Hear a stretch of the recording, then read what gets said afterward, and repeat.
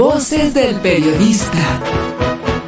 El Club de Periodistas de México, con su brazo asistencial, la Fundación Antonio Sáenz de Miera y Feital, presenta Voces del Periodista. Conduce Celeste Sáenz de Miera. Comenzamos.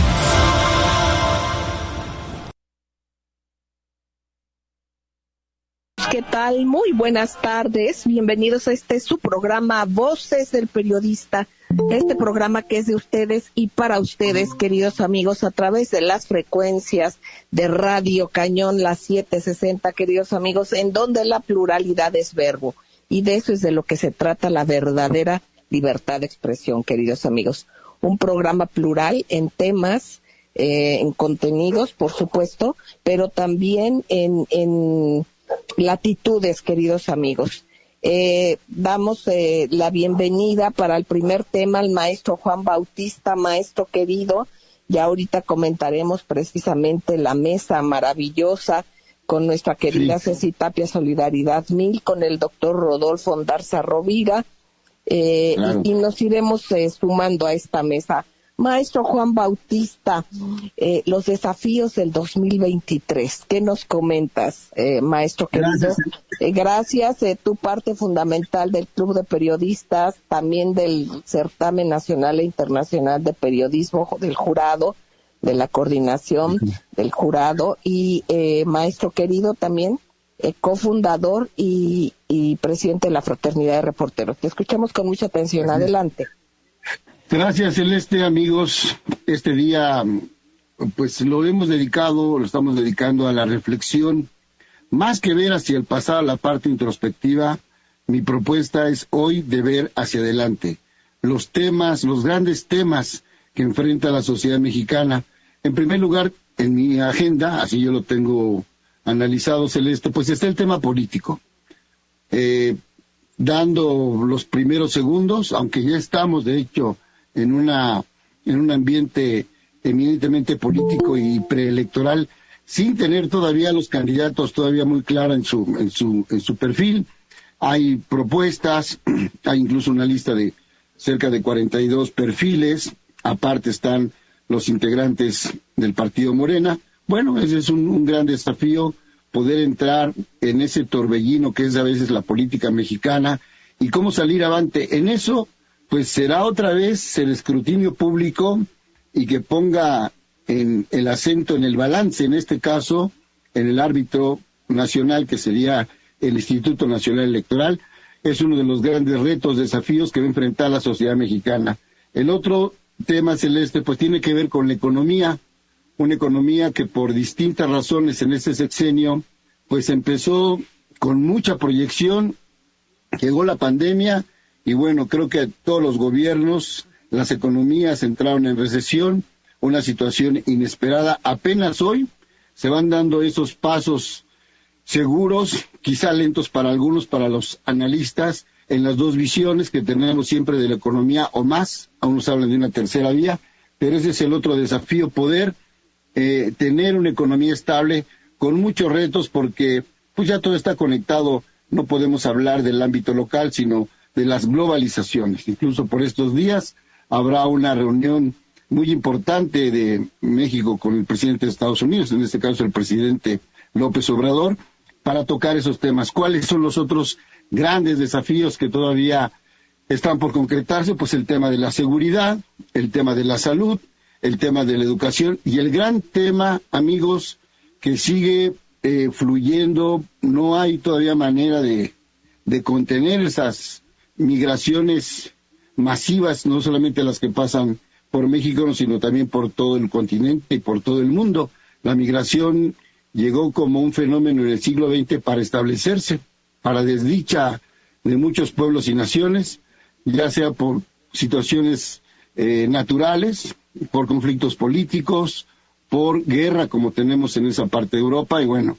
Y el otro tema en la parte internacional, Celeste, pues es hacer votos porque cese las hostilidades y la guerra en esa parte de Europa, que lleguen, ya no podemos decir, hay muchos planes para eso, pero bueno, hacemos votos porque se llegue a un tema por la paz mundial en ese sentido. Entonces, hay que reflexionar sobre estos temas que tenemos. Y lo otro, mi agenda personal, por revisar cuáles son nuestras prioridades para este año que inicia. Creo que muchos tienen en primer lugar la salud, otros tienen la economía, otros tienen pues sus proyectos profesionales que se cumplan, y bueno, todo es por etapas, Celeste. Entonces hay que tener muy en cuenta, llevar un método propio para analizar los desafíos que no inician precisamente el año. Los desafíos están todo el tiempo, pero bueno, cambiamos de calendario, entramos otro año y ya hay nuevas perspectivas y prospectivas políticas, sociales, culturales y educativas y de salud. Celeste, sería mi primer comentario. Muchísimas gracias, maestro Juan Bautista. Hay muchas cosas sobre lo que reflexionar y por supuesto la importancia de estar informados de manera plural y darnos cuenta que precisamente estamos inmersos en un contexto de giro de intereses globales y bueno, locales también. Hay temas que vamos a tocar sobre estos mismos temas, tanto locales como internacionales, pero yo le pediría a la muy querida Ceci Tapia, @solidaridad1000, directora de redes y de derechos humanos del club y de aquí de Voces del Periodista, querida Ceci, pues hay temas de derechos humanos, de economía, de lo que sucede en las redes y temas a los cuales se va dando seguimiento puntualmente en este programa, así como la fabricación de víctimas y otros temas más a los que se va dando seguimiento puntual. Ceci, querida, te escuchamos con mucha atención. Adelante.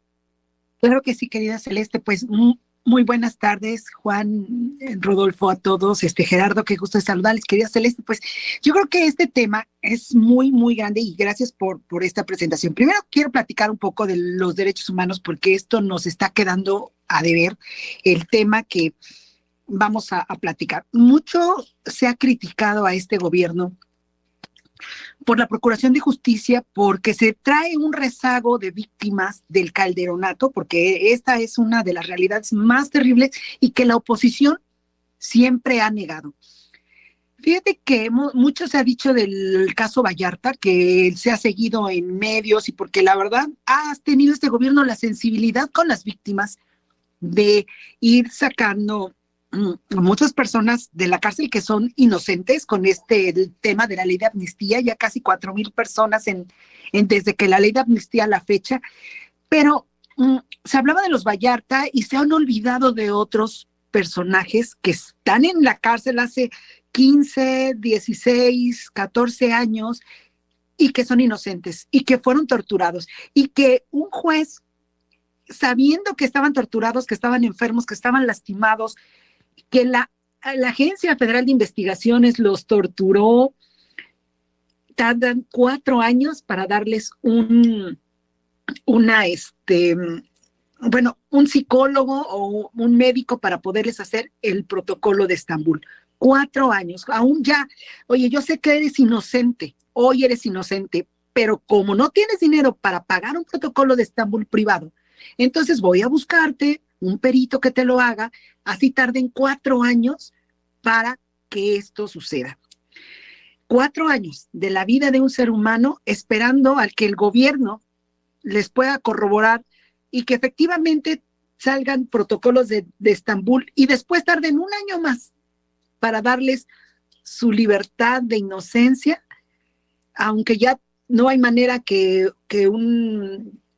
una FGR, antes PGR, pueda decir que son culpables, y es súper difícil de repente no tener esta sensibilidad. Yo ayer platicaba con unas víctimas, y es del caso de los Pipo, que además no solamente denostaron, y es un engaño total, hicieron lo mismo que hicieron con los Vallarta, pero en el estado de Morelos, y de repente como uno pues desconoce, porque también los presentaron a los medios locales, toda la gente los vio como unos secuestradores, como unos malvados, fueron secuestrados, fueron sin ningún, pues, orden de aprehensión, sin nada, los levantaron, porque además ellos así dicen, a mí me levantaron en este lugar, pasaron todas las torturas, todos los golpes, 14 años de su vida. En 14 años no solamente se pierde a familiares amados, se pierde la gente, se pierde la economía, se pierde a la familia, el crecimiento de los hijos, etcétera, etcétera. Pero algo que me llama mucho la atención de los procuradores de justicia o de la gente que en este caso eran los personajes en ese momento que se llamaban Agencia Federal de Investigación y que han ido cambiando de nombre y de corporación, que tengan esta sangre fría de torturar a personajes y al día de hoy se manifiesten como policías federales y digan que están en desacuerdo, porque a lo mejor antes no tenían la preparación, la humanidad, la empatía, de darse cuenta que cuando tú ya tienes a una persona detenida no tendrías por qué torturarla. Ese es un tema que en ese momento, porque hoy pues se supone que las cosas han cambiado, que los derechos humanos han cambiado, que desde 2011, con todos los tratados internacionales que se vieron, pues bueno, eso ha cambiado. Entonces lo que quiero decir en este momento con relación a la deuda histórica de Fox, de Calderón, de Peña Nieto para las víctimas, existe, pero existe por el cúmulo de personajes que están en la cárcel, en prisiones, por estos gobiernos. Entonces, esto no es de echar porras o no echar porras. Este tema, estamos hablando de seres humanos que fueron secuestrados por el gobierno de Calderón, que fueron torturados por el gobierno de Calderón. Y eso es lo que hoy se tiene que reconstruir desde las entrañas. Entonces, yo, por ejemplo, que he sido una crítica de la FGR, de la Procuración de Justicia, de los magistrados, de los jueces, y crítica porque no puede ser que ellos puedan estar festejando una Navidad o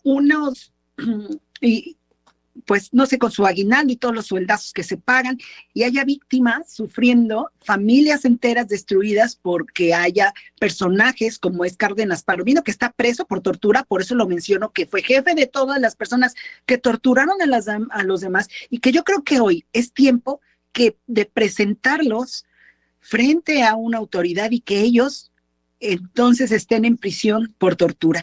Y esto es hablando de eso. Yo quiero platicar también, querida Celeste, un poco de lo que es el mecanismo de protección para periodistas y defensores de derechos humanos. ¿En qué sentido? Antes de irnos a los números y a todo lo que son las redes, querida Celeste, esto del mecanismo, yo creo en lo particular que está infiltrado. ¿Por qué lo creo? Resulta que se ha trabajado tanto por las víctimas, búsquedas, feminicidios, y aunque todo el mundo diga es que aumenta, por supuesto, porque además hoy sí se reciben las denuncias por estos casos, antes solo eran homicidios o etcétera, etcétera, e inclusive se buscaba que no se denunciara. Bueno, el tema es que los números están ahí, números atroces, terribles, lastimeros, números que a la sociedad le están dando este dolor de sangre, este dolor de pérdida, este dolor tan terrible, ¿no? Entonces, yo creo que el mecanismo está siendo insensible, no solamente está siendo insensible con nuestra directora, está siendo insensible con otras periodistas que están amenazadas, que imagínate que estén amenazadas y que en un estado como es, vamos a suponer Durango, en el norte del país, y te quieran mandar a Veracruz, donde también hay un problema, y en el largo de todos estos periodos, de estos sexenios, de que han asesinado a periodistas. Entonces yo pienso, y ahí es una invitación y una exigencia para este mecanismo, para la FEATLE también, de estas investigaciones que no están funcionando, pues es sí emblemático para el gremio que no estén haciendo su trabajo. Lo digo también por esta saxofonista, mi paisana, que le retiraron las medidas cuando su agresor intelectual sigue libre y ella tiene que ir al estado de Oaxaca, que está desplazada. Y hay muchos temas que yo sí quisiera comentar, que Celeste, respecto a este tema. No es posible que fingamos que las cosas no están bien. Y hablo de Elena Ríos, que no fue atendida, que realmente la reciben y les dicen, pues qué mala onda, oye, ya fui sensible contigo, ya te escuché, bueno, pues que Dios te acompañe porque el mecanismo no te va a acompañar. Eso es lo que se tiene que corregir. Se tiene que buscar la revisión, y ver por qué se quejan del dinero si el dinero no solamente llega del gobierno federal, que sí les está dando, y que quieren engañar a las víctimas y a los usuarios. Es que se acabó el presupuesto, es que no hay fideicomiso. No, hay presupuesto. Y entonces yo no sé quiénes sean sus jefes, si el gobierno u otras fuerzas extrañas que les obligan a decirle a las víctimas y a los usuarios de estos servicios que no hay presupuesto. Y bueno, querida Celeste, pues estamos en el minuto 15, ya no te voy a devolver el micrófono. Gracias, Ceci, querida. Vamos al corte y regresamos, queridos amigos. No tardamos, gracias.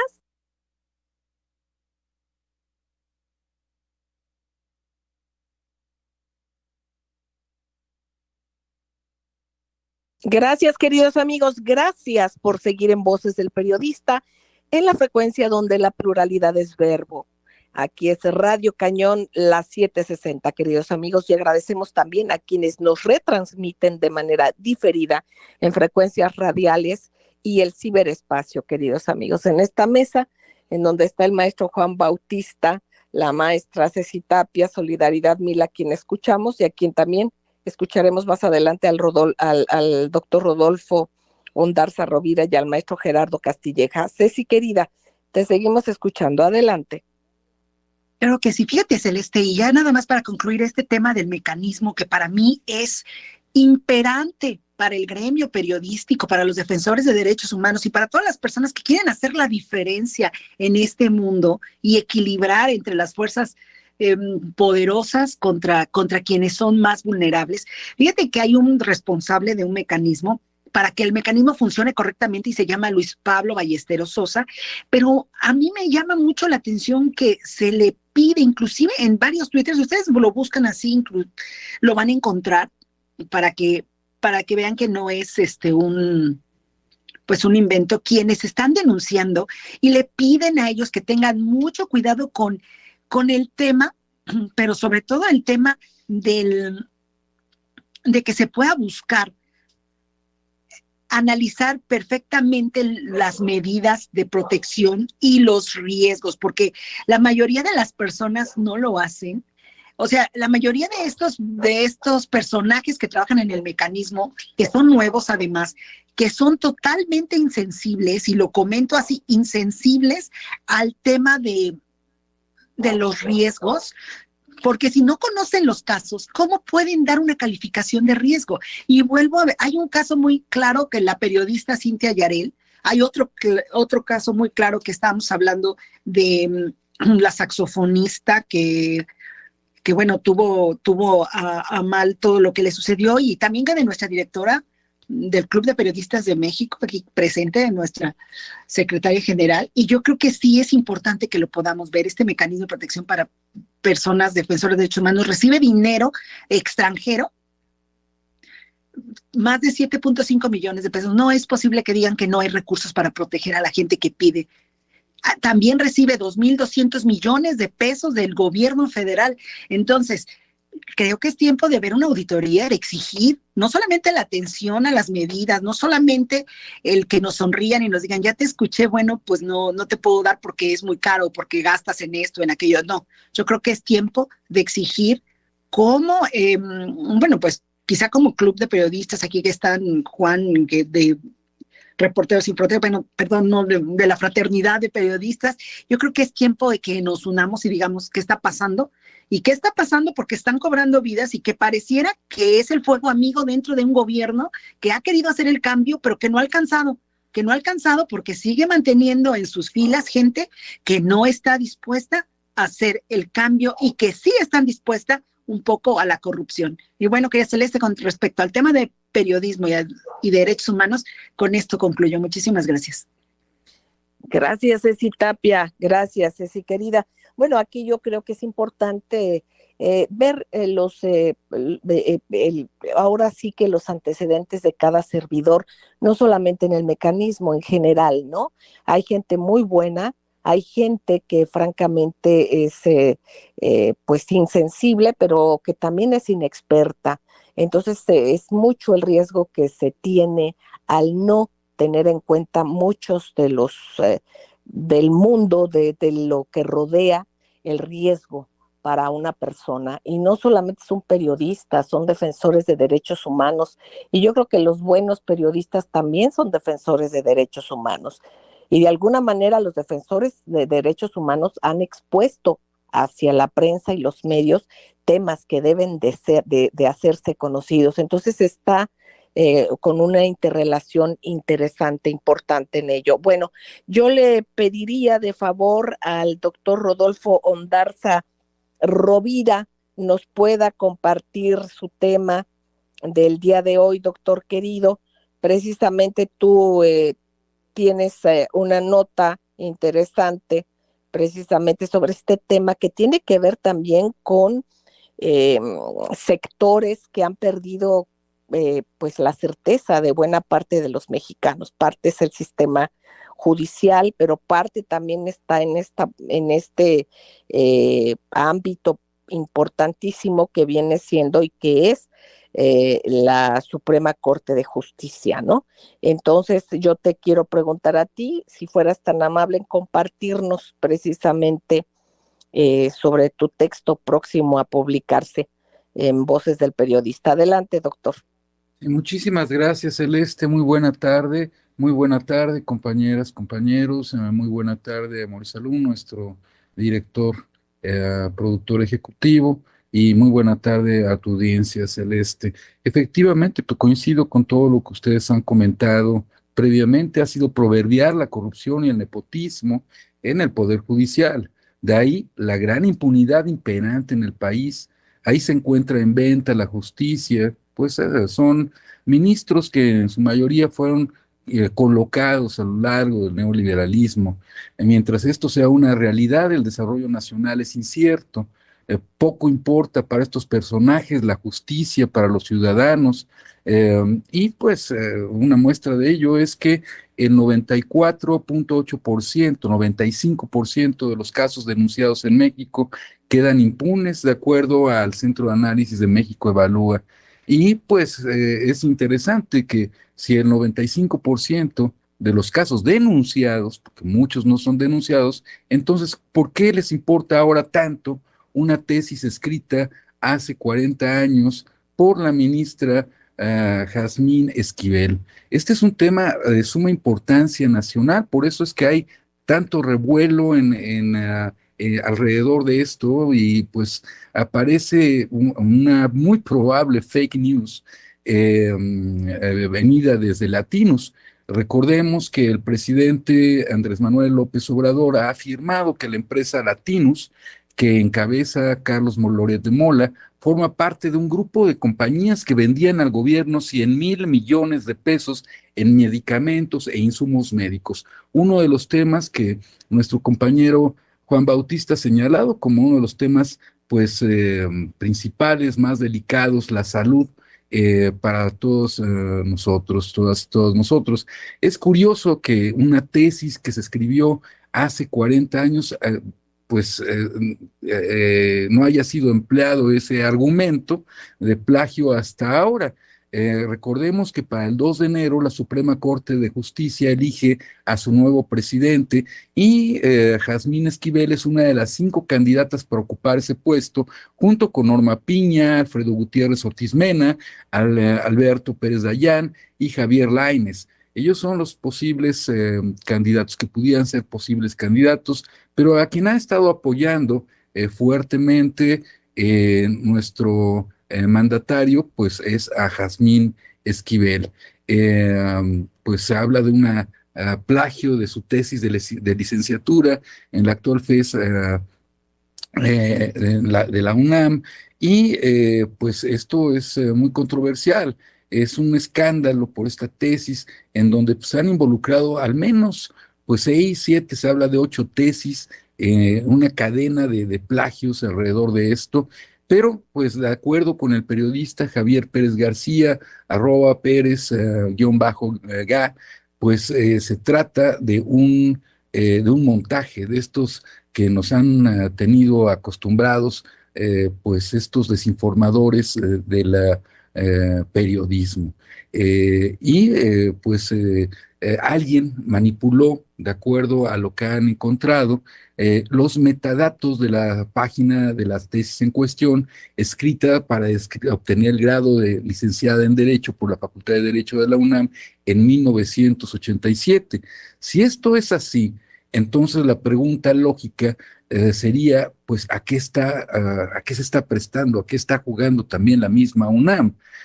Porque, bueno, no se trata además nada más de una tesis, sino de muchas tesis, donde se habla de plagio, de robo intelectual. Entonces, se trata de un problema sistémico dentro de nuestra máxima casa de estudios, dentro de mi alma mater. Sabemos, pues, de muchos casos, además de este que ha señalado, de los que están señalando en la actualidad, pues hay diferentes casos sobre plagios y que pues, nada se ha hecho, ¿no? Yo me preguntaría, porque se fue encima de este tema Emilio Álvarez y Casas, senador del Grupo Plural, quien señaló con el mayor de los cinismos, lo que pienso en lo particular en sus redes sociales, que el plagio no es un asunto menor, pero pues ¿qué hizo él como titular de la Comisión Interamericana de Derechos Humanos? Esto también en relación a los derechos humanos que comentaba nuestra amiga Cecilia Tapia, con relación al crimen de lesa humanidad cometido contra 474 pacientes con hidrocefalia, con los que se experimentó en el Instituto Nacional de Neurología y Neurocirugía bajo la responsabilidad de su exdirector Julio Everardo Sotelo Morales. Cuando Álvarez y Casa estuvo a cargo de la Comisión Interamericana de Derechos Humanos, simplemente desapareció este expediente tan importante. No volvió a aparecer el expediente de este crimen de lesa humanidad hasta que él dejó la titularidad de esta Comisión Interamericana de Derechos Humanos. Son muchas cosas de las que podríamos hablar al respecto, pero bueno, sí, plagiar una tesis o el conocimiento generado por otros es un tema delicado. ¿Por qué entonces no exigieron estos furibundos conservadores la renuncia de Peña Nieto, mientras yo creo que es el plagiario más tristemente célebre? La razón es que solo plagió poquito, porque dije, pues sí, se aceptan, se plagió, pero fue poquito, por eso es que no le hicimos nada. Yo creo que se es honesto o no se es honesto. No se puede ser poquito deshonesto. Entonces, pues hay una incoherencia, una incongruencia en este discurso que, pues ojalá realmente salga algo en claro y siento que Jazmín Esquivel es la esperanza que siempre se encontrará viva para poder saciar la sed de justicia del pueblo de México, porque no solo se está librando una batalla sobre la honestidad de una persona, sino se está librando una batalla por el futuro de las reformas que se necesitan, que tanto necesita nuestra patria. Y bueno, se está librando en la Suprema Corte de Justicia, en lo que ha sido el búnker por excelencia neoliberal de la injusticia. Es cuanto. Gracias, doctor Rodolfo Ondarza Rovira. Efectivamente, digo, los mexicanos es algo que hemos reclamado desde hace mucho tiempo, que nos han quedado mucho a deber. Un lugar fundamental precisamente es esto, y es al menos por las posturas y por las circunstancias, una situación que mucho tiene que ver con las ambiciones más que con la justicia. Eso es indudable. Vamos a un corte y enseguida regresamos, amigos. Gracias.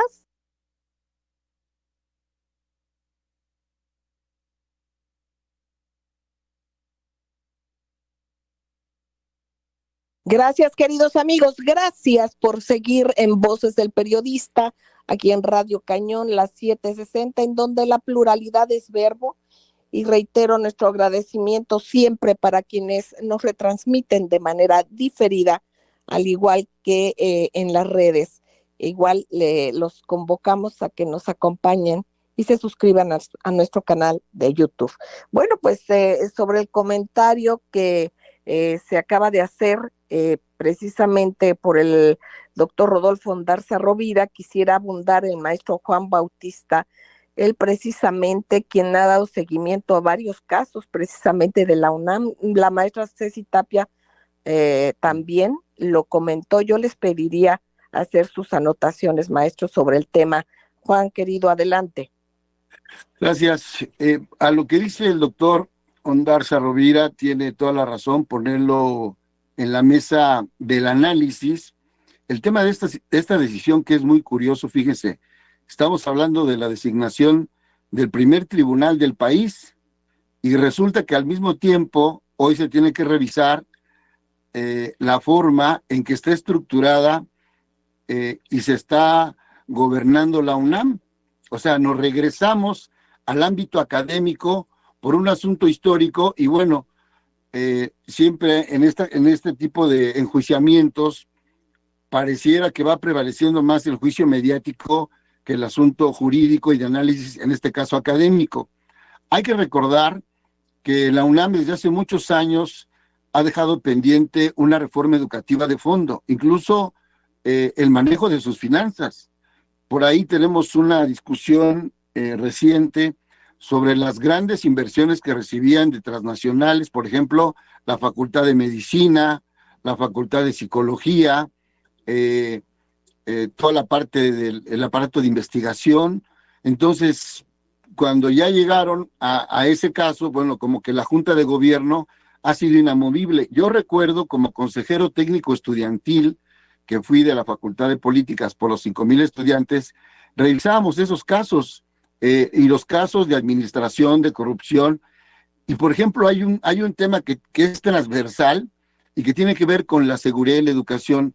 Hoy, todavía después de casi 30 años, el auditorio Che Guevara sigue ocupado por una bola de malvivientes con el cobijo de la autoridad. Y cuando ha habido reportajes del narcotráfico y el narcomenudeo que se da en toda ciudad universitaria, suman miles de millones y que está coludido incluso con el aparato de seguridad. Y entonces dice, bueno, ¿quién tiene que ver estos casos? Bueno, pues lo tiene que ver la Junta de Gobierno, pero para que se reúna la Junta de Gobierno tiene que ser un fenómeno así tipo de la elección de un papa, ¿no? Para que atiendan ese caso. La UNAM es una estructura inamovible, enmohecida, que cobija a gran parte incluso de los neoliberales que se fueron a refugiar, como ya no tuvieron entrada en este gobierno, se fueron a refugiar a la misma rectoría y a ciertas dependencias, y ahí están. Entonces, hoy que estamos viendo que el caso de las titulaciones o de los ciertos plagios, pues es un asunto, como dice el doctor Ondarza Rovira, es un asunto sistémico que habría que revisarlo, porque igual, digo, hay que poner las cosas como muy en blanco.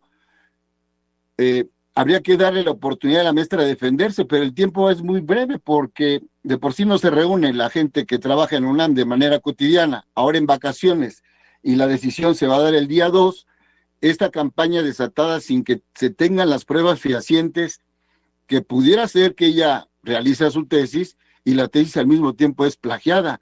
Y además aquí, si se viera, porque hay varios artículos ahí a revisar, incluso ella no tendría que ser sancionada, ella es víctima.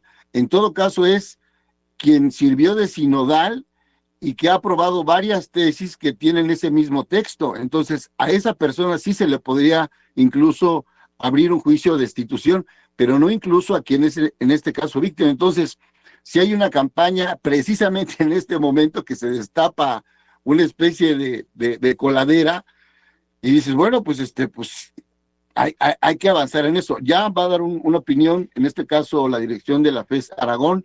En mi opinión va a ser muy limitada porque no les da tiempo de una investigación tan profunda, tan longeva en todo caso y por tantas manos. Pero tiene que ver con el asunto de una reforma educativa a fondo en la misma UNAM, porque lo que se dio con el movimiento del CEO, pues quedó a deber ahí, y una actuación política del maestro Jorge Carpizo, pues muy limitada, con aires más bien de funcionario priista, que siempre lo fue, aunque siempre trató de ocultar su camiseta, igual que el señor licenciado Carlos Salinas de Gortari, precisamente, del expresidente Carlos Salinas de Gortari. Hasta ahí el comentario, Celeste.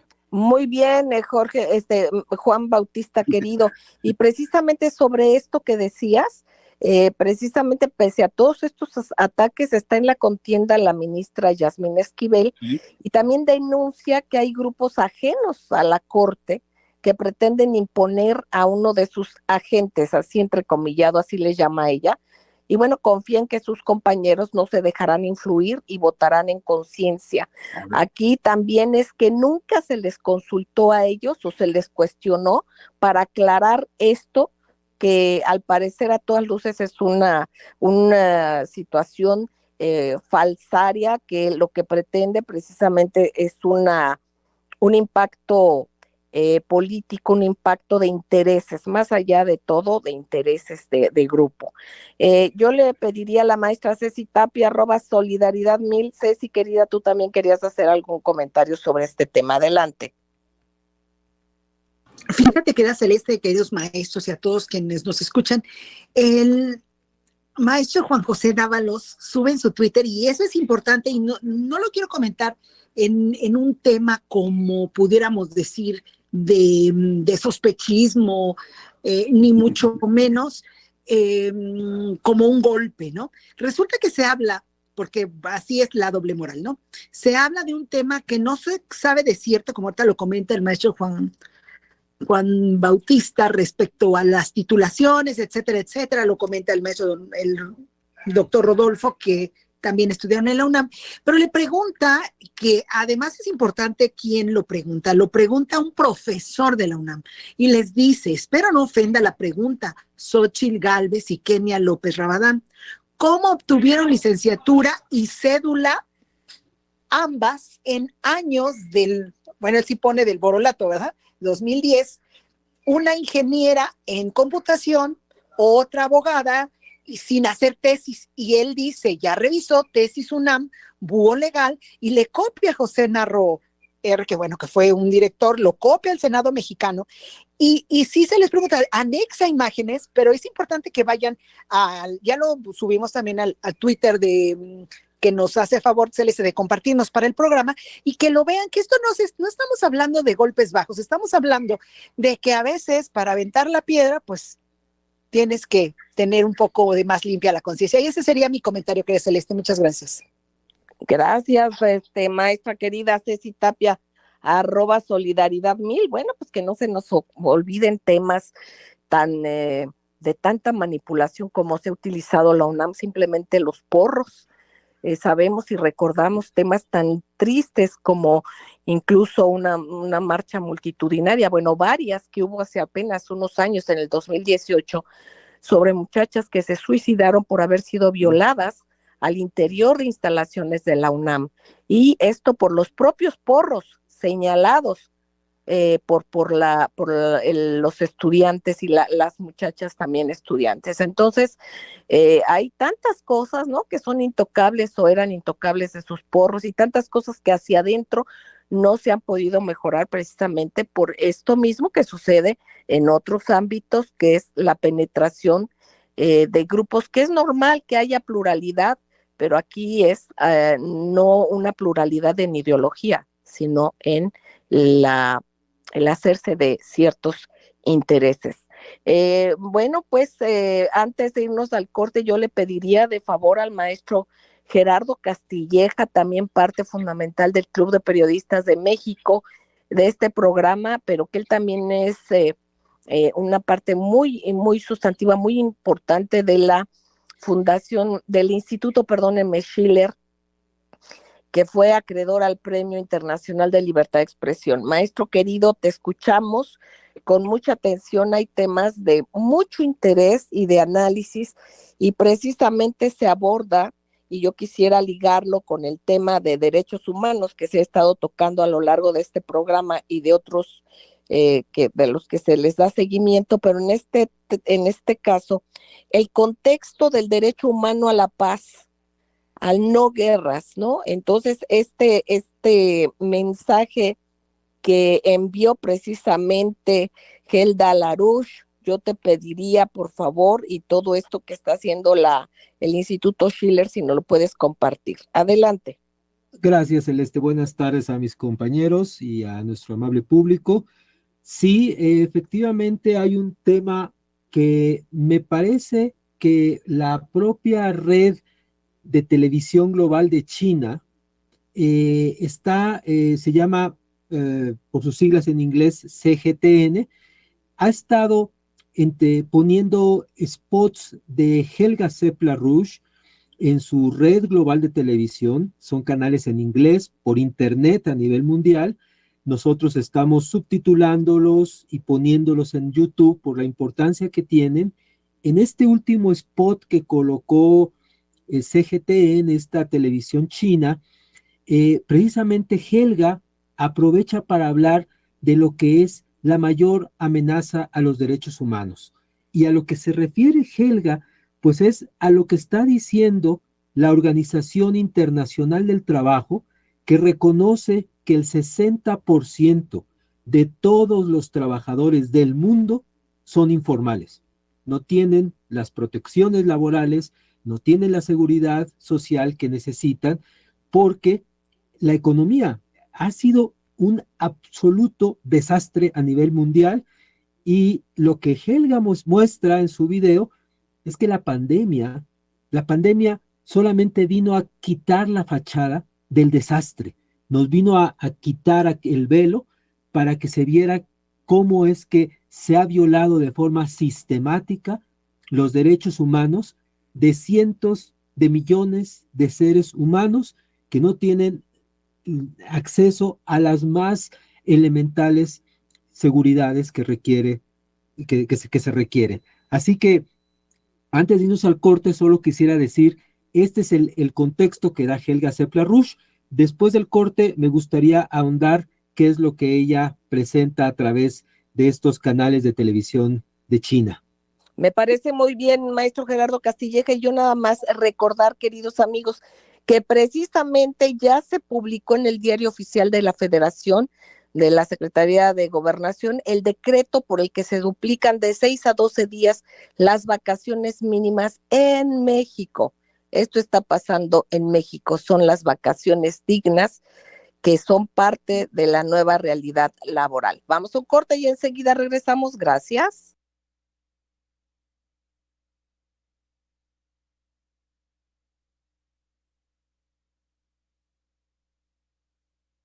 Gracias, queridos amigos, gracias por seguir con nosotros. Voces del Periodista en Radio Cañón, las 7:60, donde la pluralidad es verbo. Seguimos escuchando, queridos amigos, al maestro Gerardo Castilleja, parte fundamental nuestra, es un académico, pero también es parte fundamental del Instituto Larouche. Nos comentas, maestro querido, adelante, y te seguimos escuchando sobre estos videos y ver, comenta el maestro Juan Bautista dónde los podemos ver.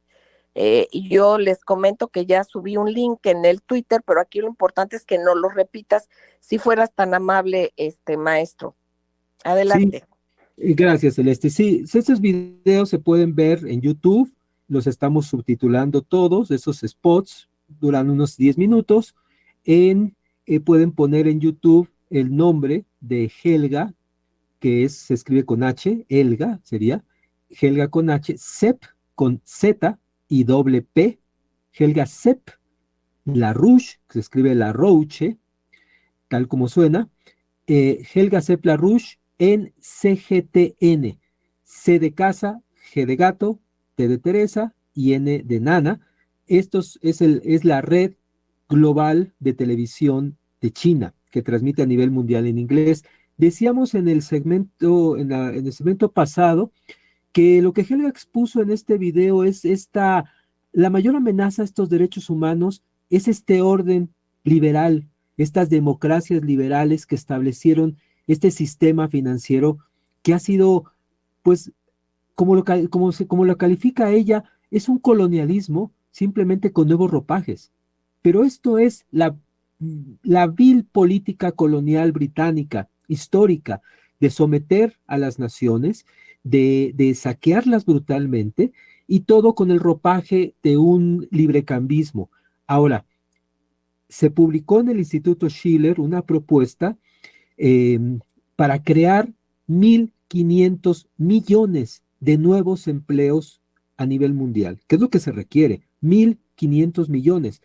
Lo que sucede es que con este sistema financiero neoliberal es imposible. crear esos 1.500 millones de nuevos empleos. Por eso la discusión de los derechos humanos tiene que ir directamente a cambiar este sistema. Y un sistema nuevo, pues es un sistema que tendría que generar mecanismos para nuevos créditos. Es lo que se está discutiendo ahora en las muchas conferencias que han hecho el sur global, porque así tenemos que llamarlo. La existencia del sur global son estas agrupaciones como la Organización de Cooperación de Shanghái, donde está China, donde están países del sureste asiático, la Unión Económica Eurasiática, donde está Rusia, donde están los países del centro de Asia, donde están los propios países BRICS, en donde participa también Sudáfrica, Brasil, la India. Este sur global ya están no solo discutiendo, están ya armando una nueva arquitectura económica de desarrollo que es realmente el antídoto a la guerra. Esta guerra que vemos que se está expandiendo, la crisis que se llevó a cabo con esta guerra en Ucrania, es producto del desastre financiero de este sistema que ya no puede existir. Entonces, este sur global lo que está discutiendo es vamos a financiar proyectos de desarrollo, por ejemplo, en el área agrícola, tenemos que digitalizar las finanzas agrícolas, hay que tener todo un proceso de investigación sobre enfermedades, sobre enfermedades no solamente en personas, también en plantas y en animales, toda una investigación, desarrollo de los proyectos de agua, de suelo, toda la conectividad de las cadenas de suministro. Esa es la verdadera pelea por estos derechos humanos que se han pisoteado al no darles a los individuos ni siquiera los requerimientos esenciales. Pero Helga no se detiene solo en eso. Ella dice que incluso deberíamos modificar, ampliar estas declaraciones de la ONU de 1948, cuando se plantearon los derechos inalienables, los derechos humanos, debería ampliarse a un derecho fundamental. Y este no se discute porque muchas veces lo que ocurre en Occidente es que se privilegia mucho los derechos individuales, los derechos humanos individuales de cada persona. Pero en los países de Asia no es así. Ahí se privilegia más los derechos de las comunidades. Entonces, en esto, Helga dice, para poder desarrollar plenamente al individuo, necesitamos, para que tenga el máximo potencial, necesitamos que esta persona desarrolle su mente. Y para poder desarrollar su mente y tener una vida plena, porque desarrollar la mente quiere decir desarrollar los poderes creativos que tiene la mente. Solamente la mente humana es que tiene la capacidad creativa, ¿no? Los seres humanos no podemos crear cosas, porque eso no lo podemos hacer, pero sí podemos crear ideas. Y las ideas cambian la historia. Las ideas pueden volver una economía, transformarla por la introducción de un principio científico, por la introducción de un desarrollo tecnológico que primero se gesta en la mente y cuando se materializa, entonces la economía se transforma para beneficio de todos. Entonces, el progreso científico y tecnológico es el derecho humano más elevado porque permite la existencia exitosa de una sociedad. Por esa razón, si una sociedad, aunque sea desarrollada y tenga tecnología y tenga muchos avances, pero no modifica su manera de producir, si la deja estancada, su forma de producción, las propias necesidades humanas que van requiriendo cada vez mejor tecnología, mejores, no dañar al medio ambiente, energía más limpia, más eficiente la generación de energía y de mayor densidad, si eso no cambia, esa sociedad se va a colapsar. Por eso el desarrollo de la ciencia y la tecnología es un requerimiento esencial para poder lograr que las sociedades perduren y lo hagan de una manera exitosa.